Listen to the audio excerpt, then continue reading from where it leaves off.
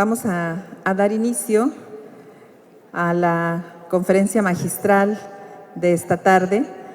Tenemos la fortuna de contar para esta conferencia con la doctora Lili Patricia Ducoa-Weiti. Un aplauso para ella.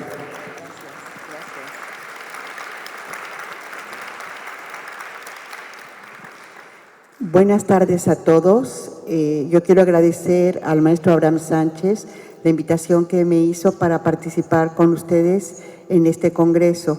Me gustó mucho dialogar con normalistas porque es la única manera de poder tener claras muchas cosas de lo que pasa en el sistema educativo mexicano, preescolar, primaria, secundaria, bachillerato.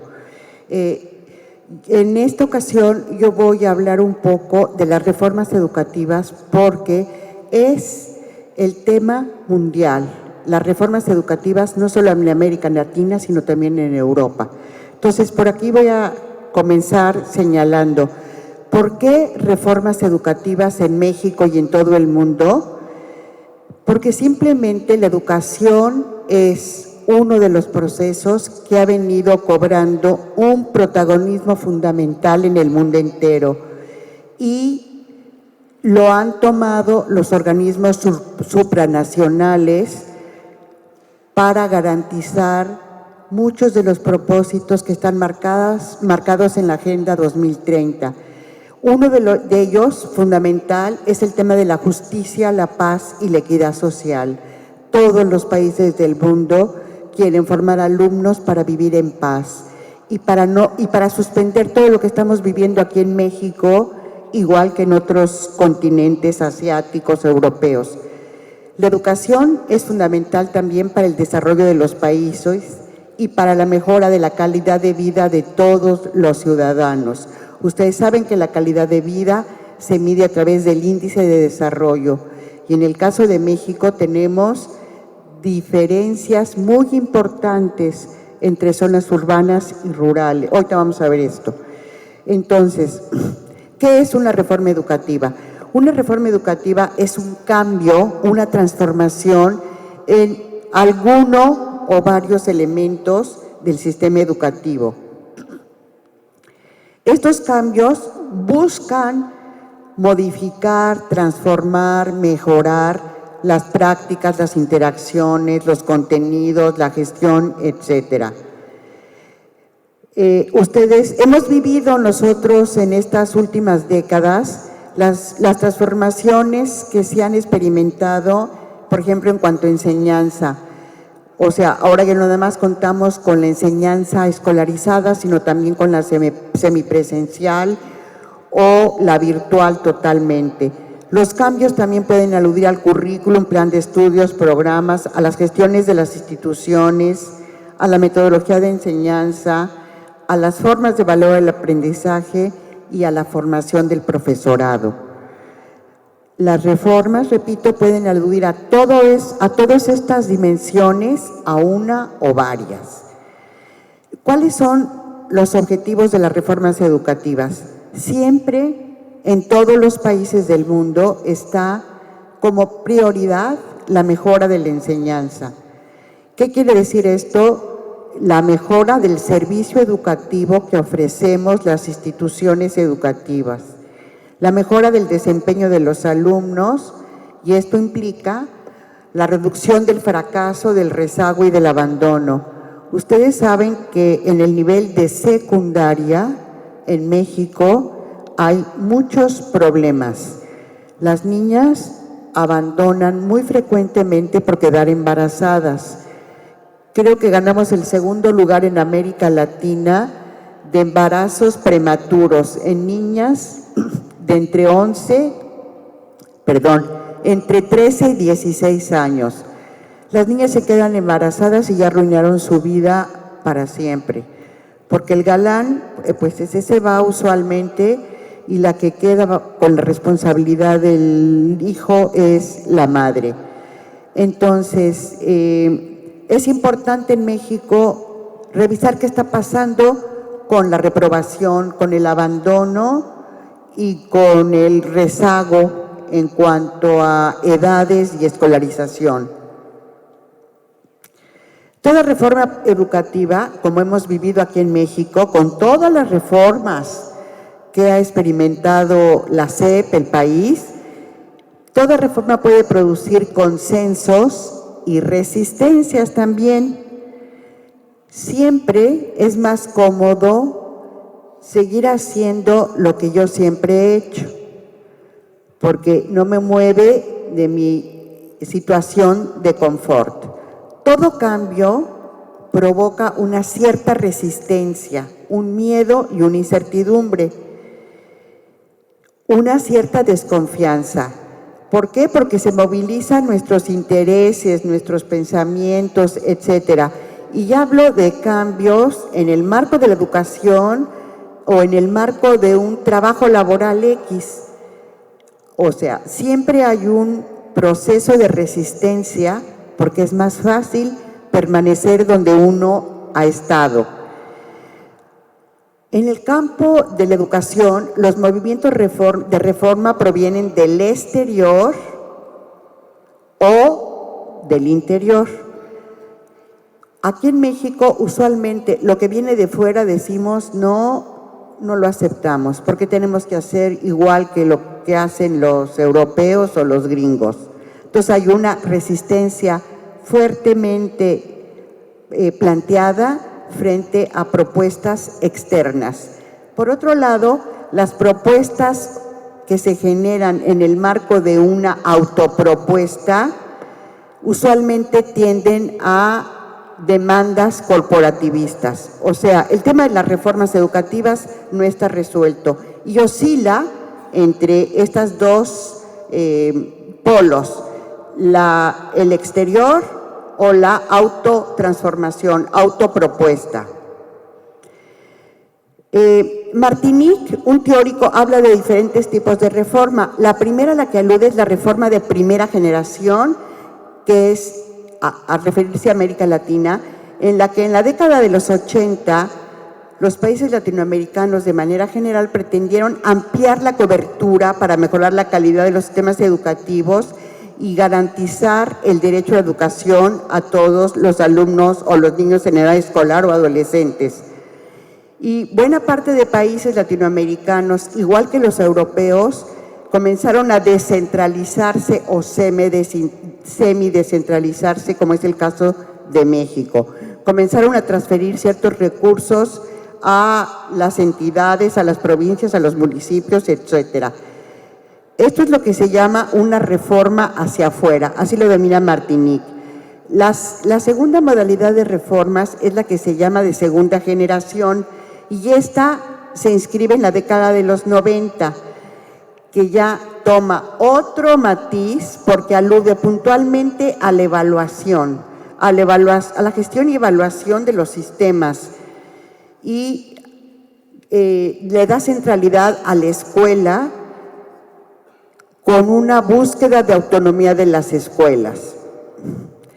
Cambios en la gestión de las escuelas, el currículum, etcétera. Esto es lo que él llama una reforma interna, o sea, hacia adentro.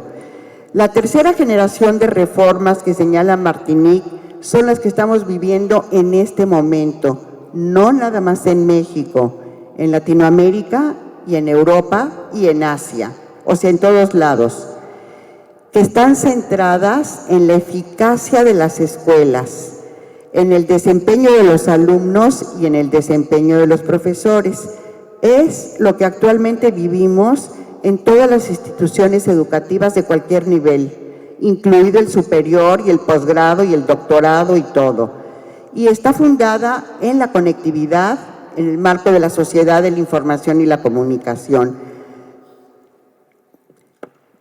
Usualmente las reformas educativas provienen de un proceso lineal, o sea, arriba las autoridades, que son las que definen, y abajo los que nos tenemos que adaptar a los planteamientos, a las prescripciones de las autoridades. Este modelo se llama un modelo unidireccional que baja de las políticas, baja hacia los programas y las estrategias, las leyes y la aplicación.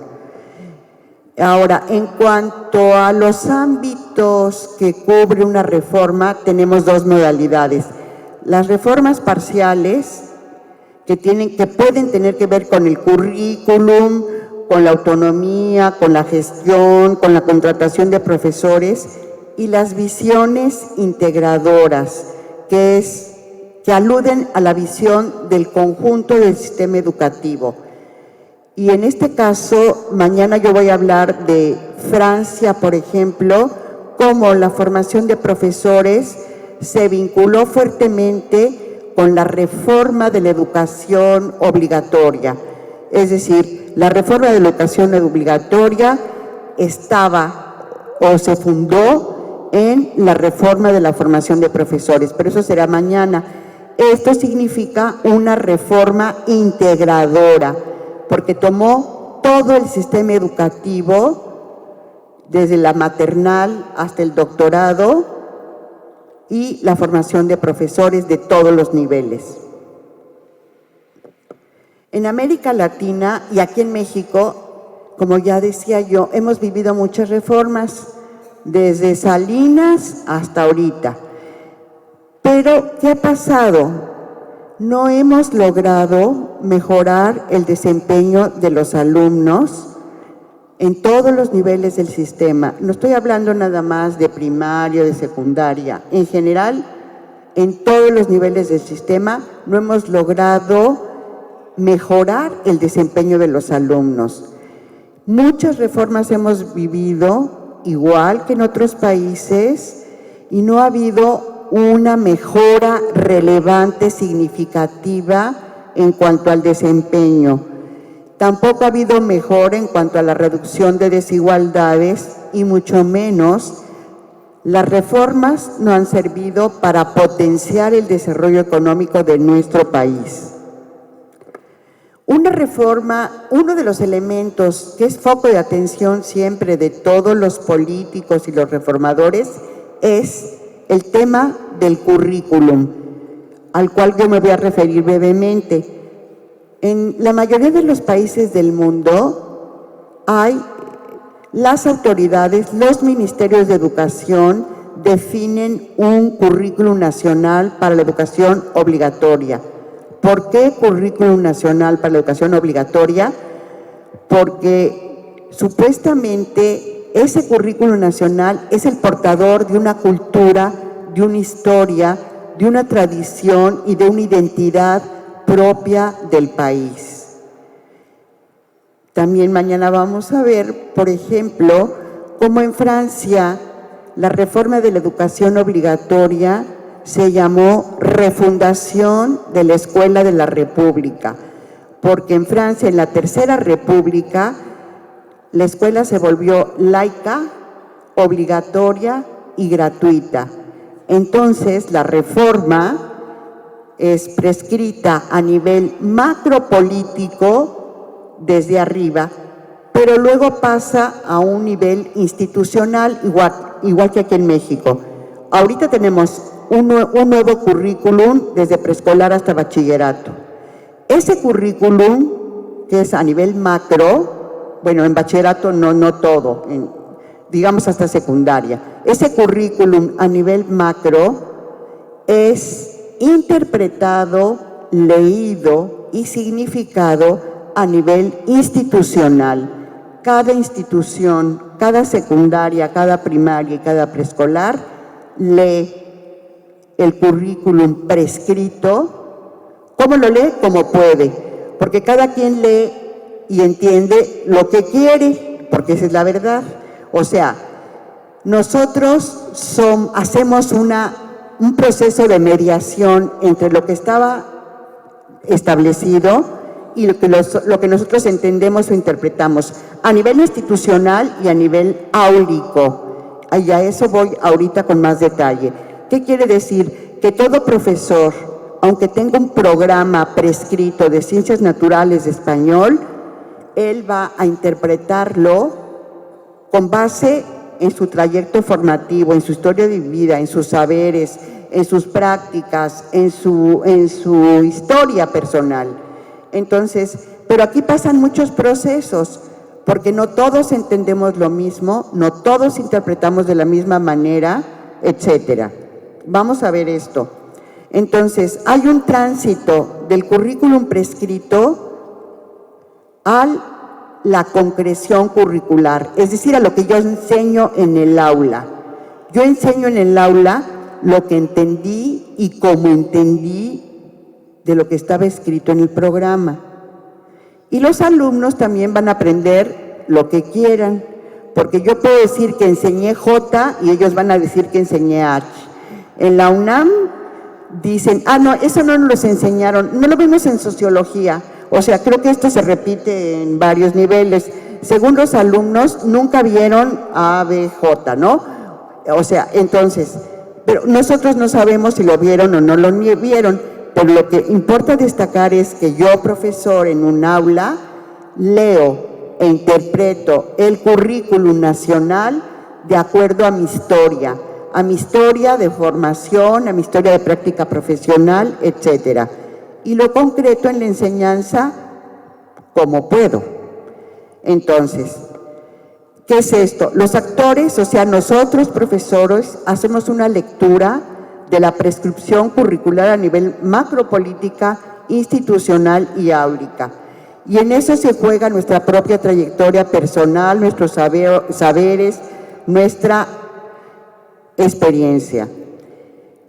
Y todo esto se puede traducir en hacer exactamente lo contrario de lo que está planteado en el programa sin que yo me percate. O sea, puedo no tener conciencia de que si dice que el enfoque tiene que ser de comunicación social, yo estoy haciendo todo lo contrario. Pero lo peor es que yo creo que estoy haciendo lo que está planteado en el programa, o que se tiene que enseñar el arte y la educación física ahora desde una perspectiva, el profesor de educación física sigue poniendo a brincar a los niños o a los alumnos en lugar de haber entendido qué significa la educación física en la actualidad, no mecánica, que es lo que plantea el programa, etcétera. Es decir, hay posibilidades de transgresión a partir de los procesos que se viven desde el currículum macro hasta lo que yo hago en el aula.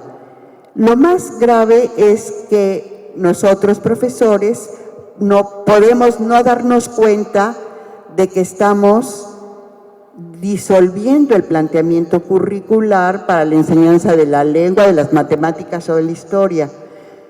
Porque otra opción sería que yo dijera, el enfoque que está planteando el currículum es pésimo. Yo voy a enseñarles desde acá. Eso sí sería maravilloso. O sea, tomar una decisión y asumir la responsabilidad de la toma de la decisión. Eso sí, porque es un sujeto, un maestro consciente que decide que no va a enseñar J o que va a enseñar H de tal manera, y él asume la responsabilidad de la toma de esa decisión. Eso es maravilloso y hay que aplaudirlo.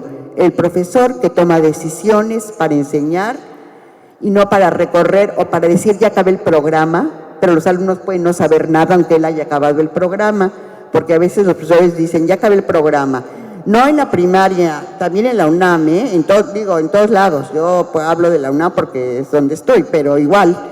Ya acabé el programa, ajá, qué bien, felicidades. ¿Y qué aprendieron los chavos? Quién sabe, pero ya acabó el programa. Bueno, luego hay un tema muy importante.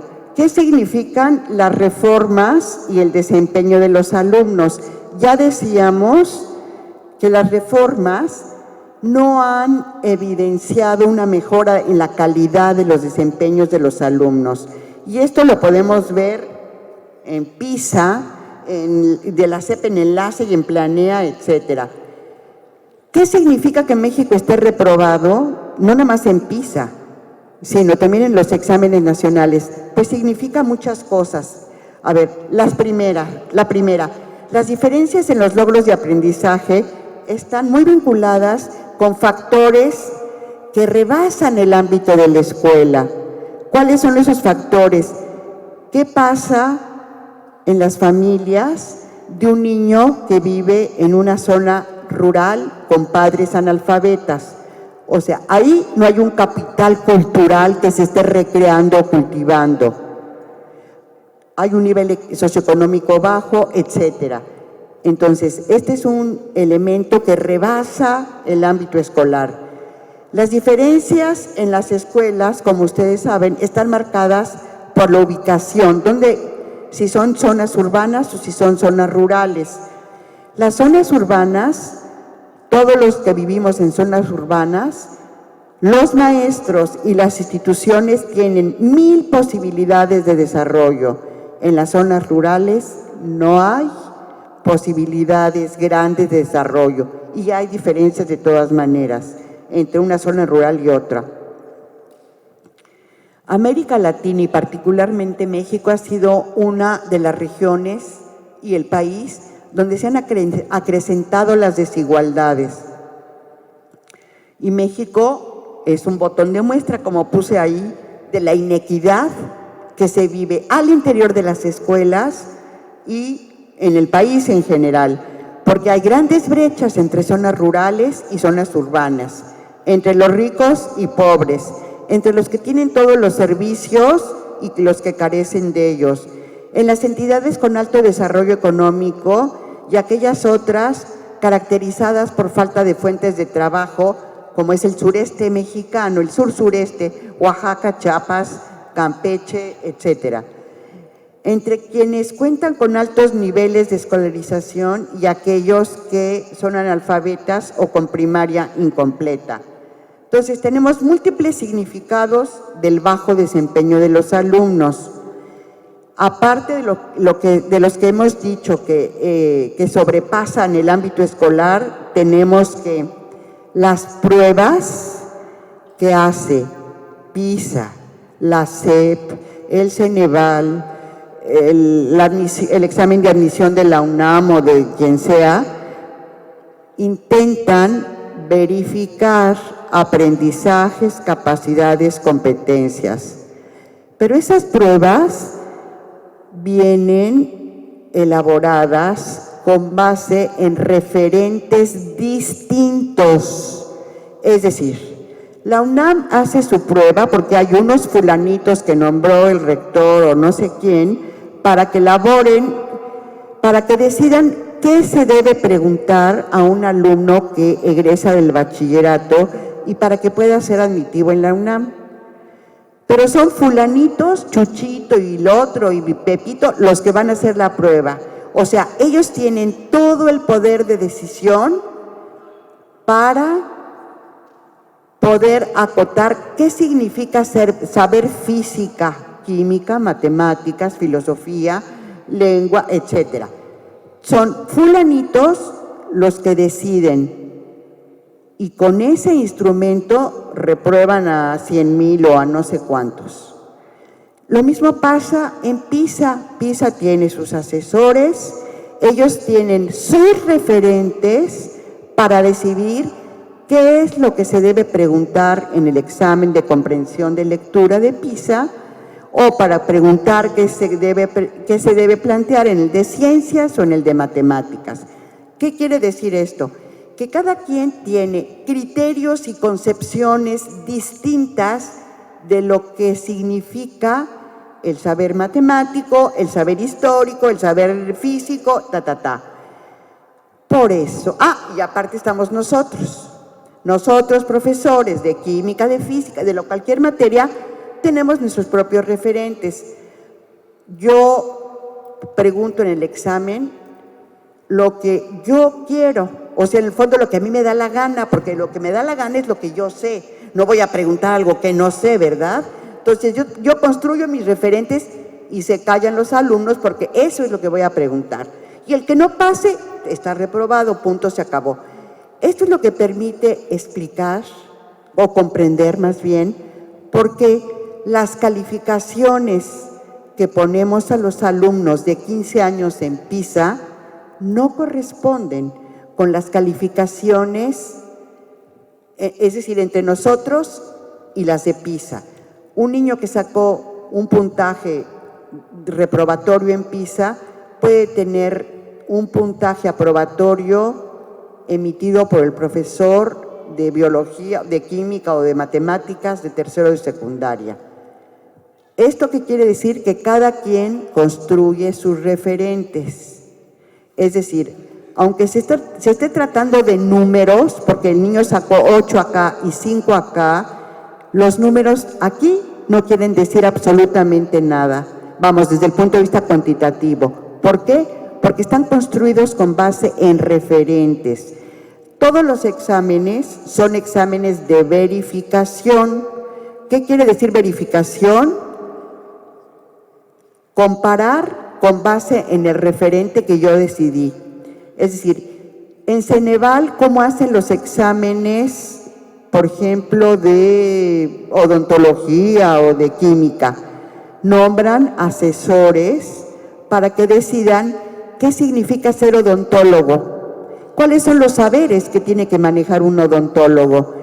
Pero en ese comité está uno de la Universidad de Chihuahua, otro de Guadalajara, otro de la UNAM, y ellos tienen todo el poder para decidir lo que significa la profesión de odontología, qué es lo que los alumnos deben manejar y saber para que les puedan dar un título de odontología.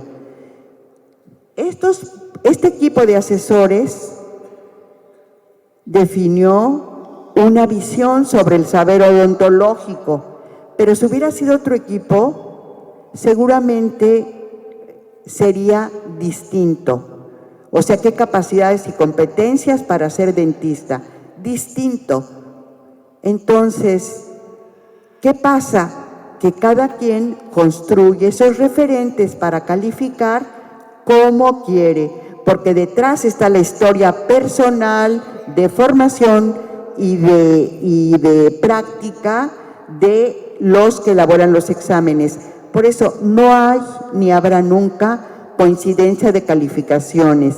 Un niño mexicano que está reprobado con 5 en matemáticas en PISA puede sacar 8 en Ecuador con otro examen que le hagan en Ecuador. O sea, los números aquí no dicen absolutamente nada, sino que están marcadas ahí o expresadas las posiciones conceptuales de los que tienen el poder para elaborar los exámenes.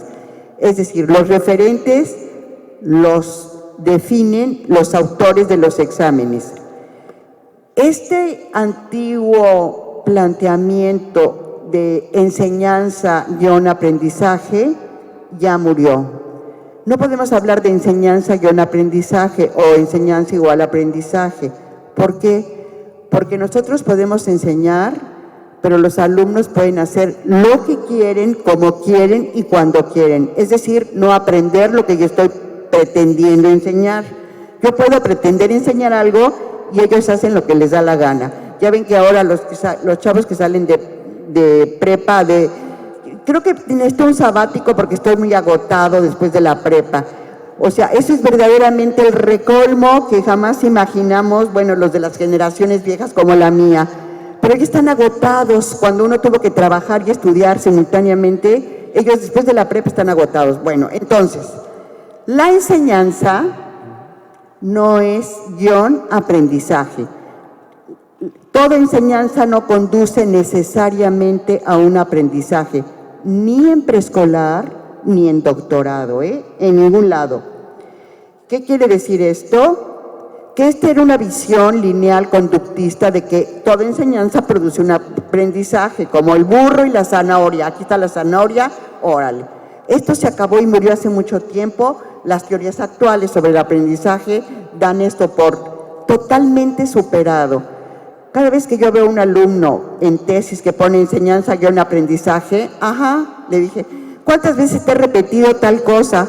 Ya ves que la enseñanza no es aprendizaje, así les digo, para que aprendan a que enseñanza no garantiza aprendizaje, todo lo contrario. Es decir, no podemos plantear temas de enseñanza como causa-efecto, ni siquiera con planteamientos multifactoriales.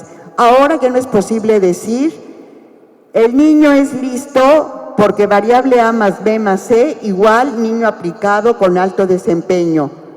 El niño es flojo o reprobado porque no estudia, porque no lee, porque Esto ya no es aceptable. No podemos entender lo educativo como un análisis multifactorial. ¿Por qué? Porque el aprendizaje y todo lo que tiene que ver con la educación es del orden de lo humano. Nosotros, hombres, aunque sean niños de preescolar, hacen lo que quieren, es decir, aprenden lo que quieren y no aprenden lo que no quieren. Todo lo educativo es temporal, está marcado por la temporalidad y por la singularidad. Entonces, en un aula, frente a lo que nosotros planteamos, diseñamos como estrategias para que los alumnos aprendan, los alumnos también generan contraestrategias para sobrevivir en mi clase de matemáticas. Pero igual hacemos nosotros, maestros. Si el director dice que tenemos que entregar el plan de trabajo de la semana el lunes en punto a las 8 de la mañana, ya vemos cómo nos organizamos entre los profesores y repartimos, idéntico a lo que hacen los alumnos cuando tienen trabajo en equipo. Tú traes el folder, tú haces el resumen, tú las hojas y tú pintas los animales. Igualito, esas son las contraestrategias con las que responden los alumnos frente a las estrategias que nosotros diseñamos. Es decir, todos los humanos generamos contraestrategias para sobrevivir en un espacio escolar o para sobrevivir en un ámbito familiar o en un ámbito social, Es decir, bueno, ya no me voy a detener más en esto, pero nosotros también sobrevivimos con base en contraestrategias frente a lo que nos imponen los de arriba. Todos estamos sometidos a imposiciones de arriba. Bueno, a menos que lleguemos a ser secretarios de educación pública o no sé qué. Bueno.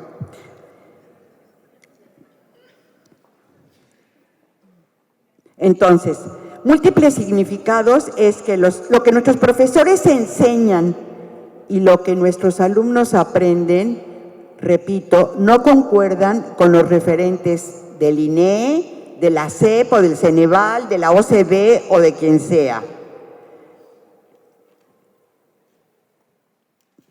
Entonces, vamos a ver qué pasa. Voy a poner unos ejemplos de qué pasa con esto. Esos referentes que nosotros tenemos, que tienen que ver con nuestras concepciones, nuestra experiencia profesional, etcétera, son los que nos sirven para decidir qué vamos a preguntar en un examen.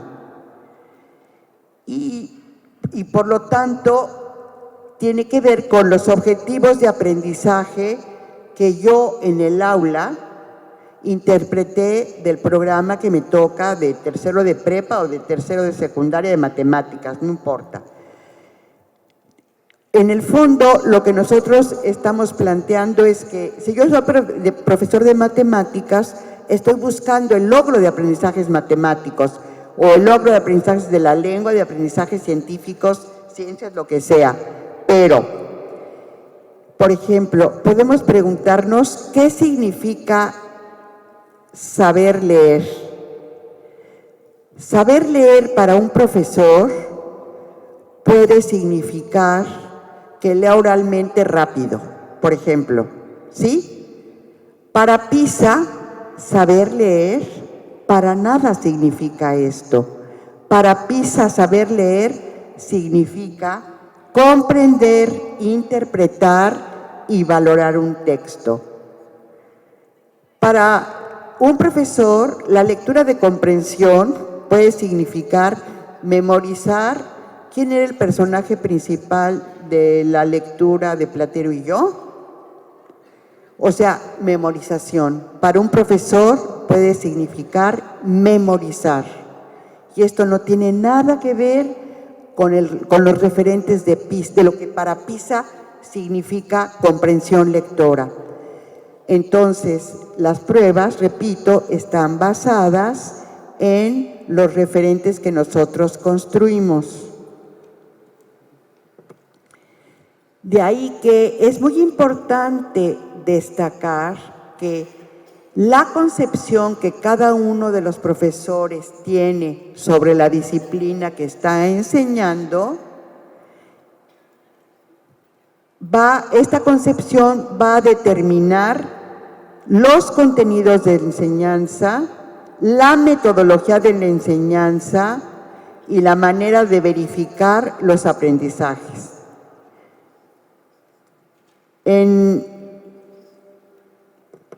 Por ejemplo, en historia, en español, en una ocasión, no sé si lo conté esto, en un estado de la República Mexicana había un concurso para niños de primaria y decía, concurso de lectura oral, que eran tales fechas, se iba a hacer a nivel estatal este concurso. Y a los 8 días era el concurso de comprensión de lectura. O sea, la lectura oral era la lectura de la incomprensión, porque ahí no importaba si no entendían nada, lo que importaba era que leyeran rapidito, no sé cuántas palabras en cuántos minutos. Ese era un planteamiento estatal. Y el concurso de comprensión de lectura era los siguientes días, a los 8 días después, ese sí tenía que ver con la comprensión. Pero lo que quiero resaltar con esto es que verdaderamente es increíble que en un estado se haga un concurso de lectura oral y otro de lectura de comprensión. O sea, la primera es la lectura de la incomprensión y la segunda va de la comprensión. Pero esto, que fue hace como 8 años, sigue pasando en las aulas. El profesor dice, voy a calificar la lectura oral o voy a calificar la comprensión de lectura. No es posible ya continuar con estos planteamientos. Por ejemplo, en historia podemos plantear muchas interrogantes. ¿Qué entiende el profesor que da historia en primaria, en preescolar, en secundaria y en prepa? ¿Qué es la historia? ¿Qué es el conocimiento histórico? ¿Qué clase de aprendizaje histórico estamos promoviendo? Esto es muy importante. Entonces, de acuerdo a mi concepción de historia, voy a enseñar la historia. Voy a usar la metodología para enseñar historia y voy a calificar a los niños o a los alumnos de acuerdo a mi concepción de historia. Entonces, si para un profesor la historia es la suma de hechos, fechas, personajes, instituciones, estamos aludiendo a una historia anecdótica, que ¿saben para qué sirve? Para 2 cosas, para el bote de la basura, y ya no les digo la siguiente. La segunda es que los contenidos se reducen a hechos, fechas, datos. Se enseña proponiendo una metodología que ejercite la memoria, la memorización, no una metodología que ejercite las capacidades de análisis, síntesis, comparación, inducción, deducción, etcétera. No, aquí se prioriza la memoria. ¿Cuándo nació Benito Juárez? ¿Cuándo inició el movimiento de independencia? Etcétera. O sea, esto, ¿qué sentido tiene para los alumnos de cualquier nivel? Ninguno. Pero esto que se traduce en referentes para pruebas tiene que ver con mi concepción de la disciplina historia. Entonces, aquí se genera un aprendizaje sin significado, muy alejado de la experiencia y de la vida de los niños de preescolar, primaria, secundaria, prepa y UNAM. En la UNAM yo les contaba que a veces los alumnos dicen, estoy en filosofía porque odio los números, odio las matemáticas, la física y la química. Pero los del otro lado de la UNAM dicen, odiamos los rollos, por eso estamos en física, química y matemáticas. O sea, la pregunta es, ¿qué hacemos nosotros profesores para lograr que los alumnos odien algunas disciplinas, algunas materias? Si la historia fuese concebida como el acontecer diario de los hombres y no solo como hechos de los grandes héroes, entonces tendríamos que replantear los contenidos en un espacio y en un tiempo determinados y plantear una metodología de enseñanza con base en la línea del tiempo. Entonces, las calificaciones, la evaluación se tendría que realizar con base en las reflexiones y valoraciones de los alumnos, no en la repetición de hechos, datos, personajes relevantes.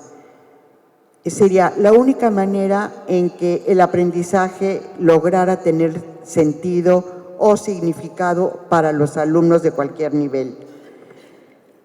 Y regresamos a español. Si el español es la suma de lectura oral, de lectura en silencio, de redacción, de ortografía, de expresión escrita, etcétera, el profesor tiene una visión fragmentaria de la lengua.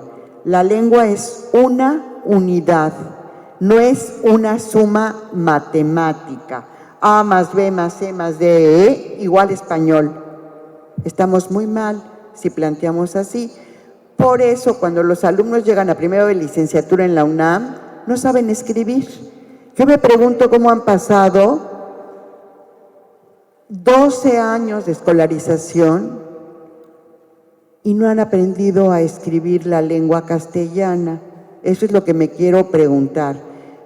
Y no solamente no han aprendido a escribir, y hablo de la UNAM porque es lo que conozco, pero no solamente no han aprendido a escribir, tampoco han aprendido a leer, a entender lo que están leyendo. Esto es muy grave. 12 años mínimos de escolaridad, con 6 de primaria, y 3 de secundaria y 3 de prepa, y no entienden lo que leen, ¿a dónde estamos? Esto es muy grave.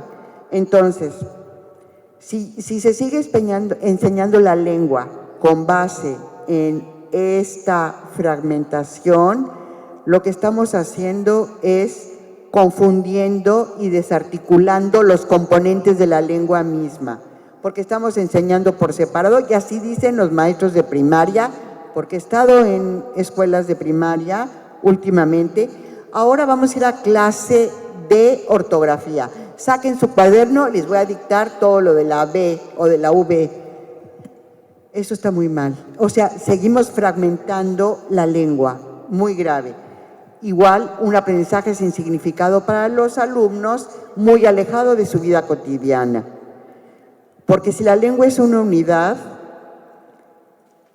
esta debería de tener sentido para la vida cotidiana, para la vida de los alumnos de todos los días, sean de cualquier edad. Entonces, los contenidos de la lengua, del español, deberían de visualizarse como una unidad, no como suma matemática, y deberían de trabajarse metodológicamente de manera integrada, no fragmentaria, y utilizar estrategias de verificación igual, de manera integrada. Sobre un texto se puede calificar comprensión lectora, redacción, ortografía, todo, no por separado. Verónica Edwards dice, forma es contenido. ¿Qué quiere decir esto?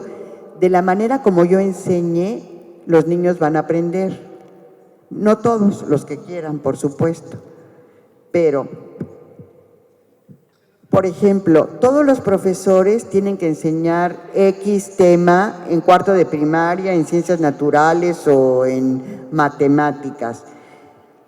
Sin embargo, cada quien enseña como puede, o sea, de acuerdo a lo que sabe, de acuerdo a su formación, a su historia, etcétera.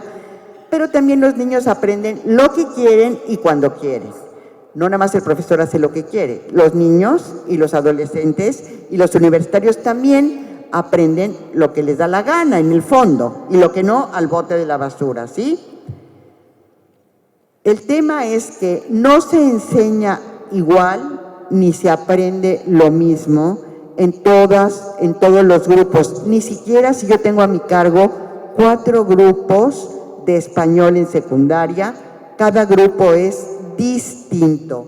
Por lo tanto, a pesar de que un mismo contenido se ha enseñado, cada vez puedo enseñarlo de manera diferente según el grupo y los alumnos aprenden lo que quieren, porque tiene que ver con la atracción o la repulsión que tienen en relación con la historia, las matemáticas, etcétera. Lo importante aquí es que cada uno de los profesores, sobre todo en secundaria, en prepa y en la universidad, es portador de la imagen de la disciplina que está enseñando. Si el profesor de física hace puros enredos para enseñar física, los alumnos van a odiar la física y van a identificar la física con ese profesor que es autoritario, que no sabe dar clase, que etcétera. Entonces, ahí voy. Ya voy a acabar, ¿eh? Ejemplo, ciencias naturales. Todos los profesores tienen que enseñar el aparato digestivo, pero la mayoría de los profesores privilegian los órganos del aparato digestivo, que es lo mínimo elemental para primero de primaria. Boca, esófago, Esto no tiene sentido. Es un nivel mínimo, básico de identificación. Y este aprendizaje se llama aprendizaje topológico. No es un aprendizaje de interpretación ni de aplicación. Es topológico para identificar. Y a veces en sexto de primaria todavía están enseñando el aparato digestivo así. Ponle número 1 a la boca, al esófago, al intestino delgado. O sea, esto pierde sentido totalmente. ¿Ya se acabó el tiempo?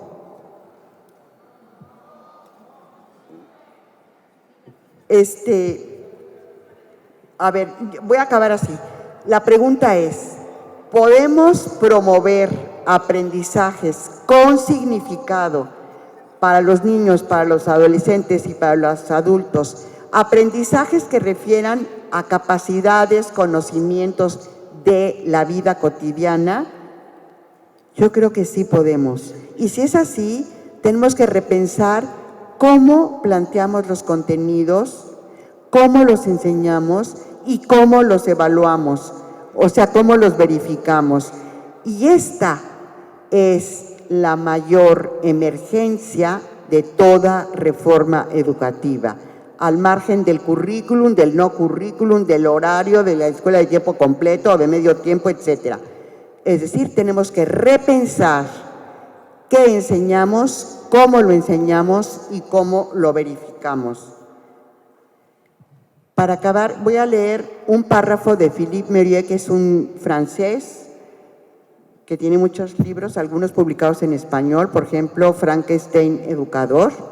Dice Mérieux, la primera tarea de todo profesor, apoderarse de lo que debe enseñar, o sea, hacerlo nuestro, formularlo, descomponerlo, comprender su estructura interna, dominar su organización, explicitar sus diferentes elementos de la manera más clara y rigurosa posible, visitar y revisar el propio saber con la exigencia fundacional de hacerlo asimilable, compartible con todas y con todos.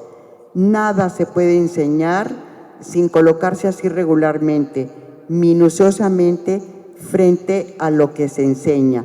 Es decir, tenemos que repensar lo que queremos enseñar.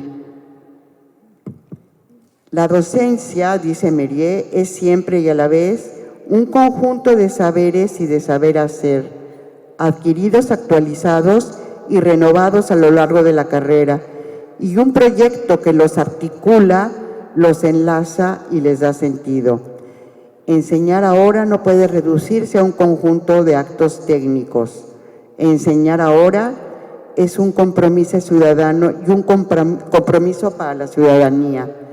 En un mundo en plena mutación, donde la democracia parece a la vez esencial y frágil, enseñar es actuar en lo cotidiano para que precisamente la democracia pueda durar, consolidarse y desarrollarse.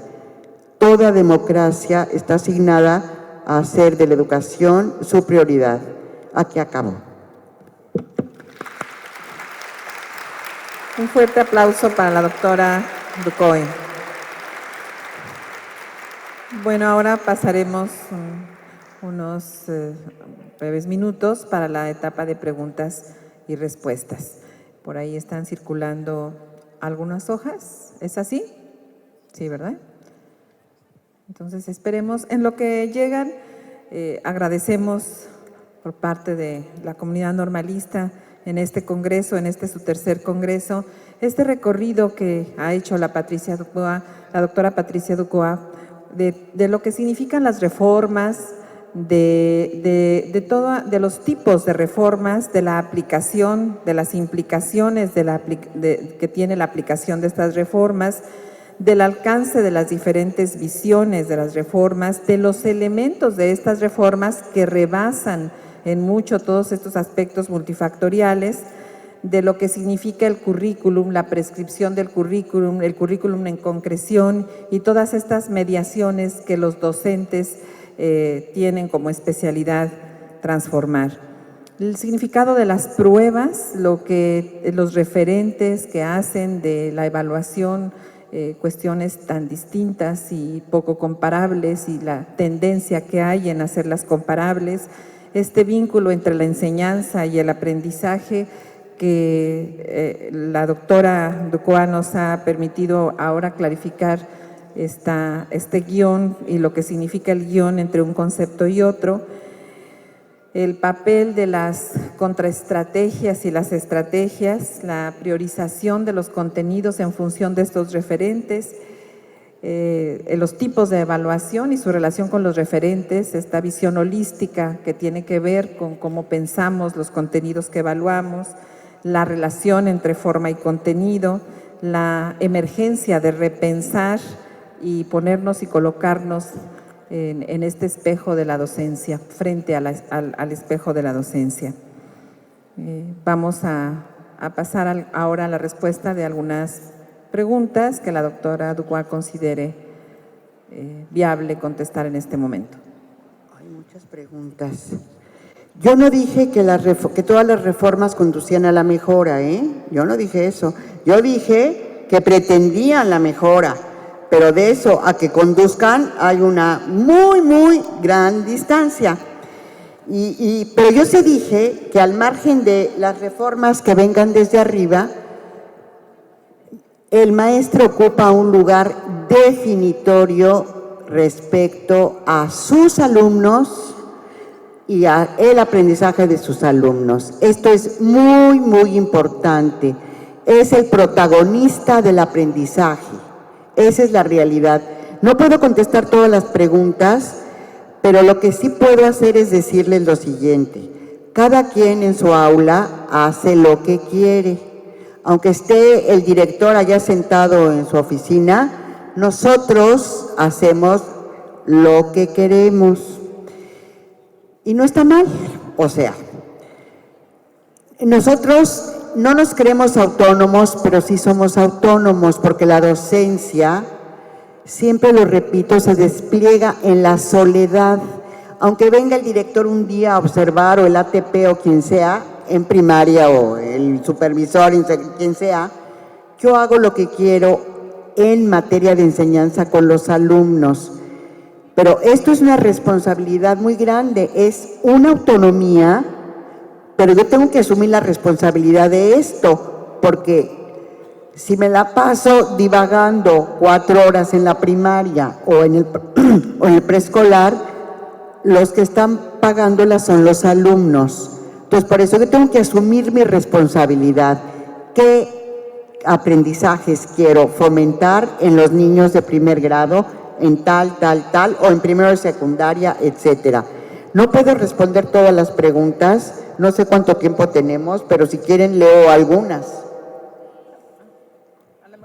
A lo mejor José Antonio Moscoso pregunta cómo lidiar con las parcelas del conocimiento. Creo que es una que se diferencia del resto, y el resto tiene en común un planteamiento, diversos planteamientos sobre cómo la doctora Ducoa piensa en las reformas. Por ejemplo, creo que una que puede vincular al resto es qué debemos entender por preparar a los alumnos para el futuro, y relacionada con ello, cómo debiera ser, qué elementos debieran tener las reformas para poder encontrar la posibilidad de mejorar todos los aspectos que evidentemente no han logrado mejorar las reformas. Me parece que en esos dos planteamientos pueden vincularse la mayoría de estas. Y que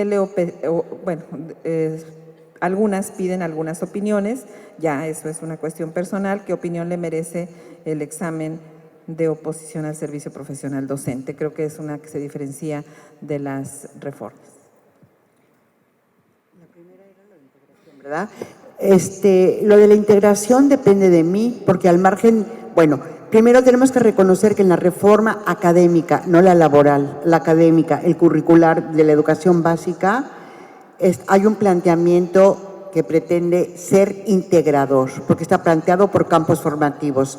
Entonces, de mi profesor depende si yo fragmento o si yo integro. La realidad social y natural de México y de todo el mundo no está por cachos, no es la suma, no es la suma de plantas más animales más la realidad natural está aquí y es una unidad, no es suma de cachos. Por eso, en algunas carreras se sigue enseñando con base en asignaturas y en cambio en la UAM Xochimilco se enseña con base en una visión integradora. El médico se enfrenta al paciente o a la paciente de manera integrada, pero se enseña medicina con base en materias, patología, más anatomía, más oncología, más pediatría, más O sea, y cuando el médico sale de la carrera se enfrenta con una unidad. Lo mismo pasa con nosotros cuando estamos enseñando. Si queremos seguir fragmentando, vamos a continuar dispersando a los alumnos y alojándolos de la realidad social, física, natural, etcétera. Tenemos que ver cómo integramos, cómo hacemos para integrar los saberes y vincularlos. La segunda, ¿qué es? Lo de... ¿La reforma es una utopía o hay manera de que la posibilidad de que las reformas mejoren logren hacer que un país avance y que los niños avancen o los adolescentes depende de nosotros. Punto, se acabó. Esa es la realidad. La apuesta de los países avanzados, como mañana veremos en la mesa redonda, está en los profesores.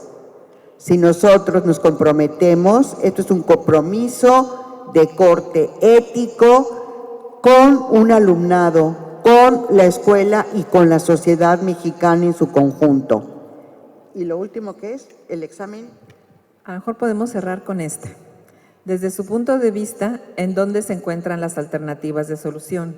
¿En el gobierno en turno, en las instituciones formadoras de docentes o en los profesores que están en servicio? Con esta respuesta cerramos la intervención de la doctora. Yo pienso que en nosotros, profesores, está la respuesta. O sea, es cierto que hay esquemas en las instituciones que frenan, que obstaculizan, pero repito, tenemos un cierto espacio que es nuestro grupo o nuestros grupos para hacer lo mejor que podamos por esos niños, adolescentes o adultos. Ese es el espacio del poder que tenemos. Nosotros no podemos cambiar al presidente y al secretario y al director, a nadie podemos cambiar, pero sí podemos hacer lo mejor en nuestra aula o en nuestras aulas. Entonces la respuesta para mí está en el aula, con el profesor y sus estudiantes de cualquier nivel. Pues un aplauso fuerte para la doctora Patricia Ducoa por esta agradable tarde y esta agradable charla que nos invita a repensar nuestra docencia. Muchas gracias, doctora. Invitamos a la maestra, la doctora Maribel, autoridad estatal de Tijuana, de esta ciudad, y a el doctor Abraham Sánchez, director de políticas de la DGESPE. Muchas gracias. Estos regalos. Gracias, doctora, por la espléndida ponencia y la moderación tan acertada de la doctora Yolanda. Nos vamos a permitirle dar un reconocimiento. La Secretaría de Educación Pública, a través de la Dirección General de Educación Superior para Profesionales de la Educación, otorga la presente constancia a la doctora Lili Patricia Ducua Huatzi por haber participado como panelista en el tercer Congreso Nacional de Investigación sobre Educación Normal, llevado a cabo del 9 al 12 de abril del 2019 en playas de Rosarito, Tijuana, Baja California. Firmado por el Secretario de Educación y Bienestar Social del Estado de Baja California, el doctor Miguel Ángel Mendoza González, y el Director General de Educación Superior para Profesionales de la Educación, el doctor Mario Chávez Campos. Un aplauso, por favor, para él.